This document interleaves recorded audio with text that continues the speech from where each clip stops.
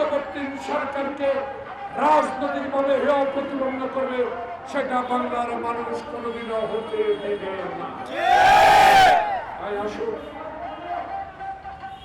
সকালে মিলে যেভাবে ৭১-এর স্বাধীনতা করেছে, যেভাবে ৫২-এর ভাষা আন্দোলন করে মায়ের ভাষা প্রতিষ্ঠা করেছি, যেইভাবে ১৯৬২ সালে শিক্ষা কমিশন রিপোর্টের বিরুদ্ধে আন্দোলন করে আমরা আমাদের অধিকার প্রতিষ্ঠা করেছি, যেইভাবে আমরা আবু সাঈদ খোকন মুগ্ধের পাশে জনতা দাঁড়িয়ে আপনাকে পালিয়ে যাওয়ার ব্যবস্থা করেছি, বাংলাদেশেও এই ইন্টারিয়াম গভর্নমেন্ট আপনি আওয়ামী লীগের দুঃশাসন থেকে মানুষকে মুক্ত করে দিয়েছেন।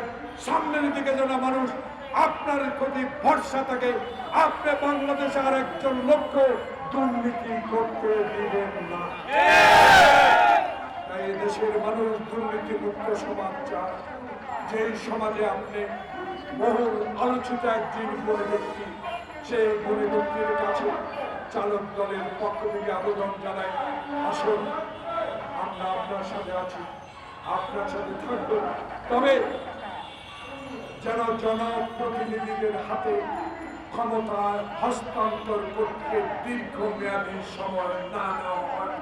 এর মধ্যেই সকল রাজনৈতিক দলের মতামত নিয়ে আমি আশা করব বাংলাদেশের দ্রুত যত সম্ভব আওয়ামী লীগের এই দুঃশাসনে যারা সহযোগিতা করেছে তাদের থেকে বাংলাদেশকে ন্যায় করার জন্য জনপ্রতিনিধির হাতে ক্ষমতা হস্তান্তর করা হোক। আল্লাহ আপনাদেরকে সহায়ক। বাংলাদেশ চালক সমিতি জিন্দাবাদ, তারেক রহমান জিন্দাবাদ, খালেদা জিয়া জিন্দাবাদ, শহীদ জিয়া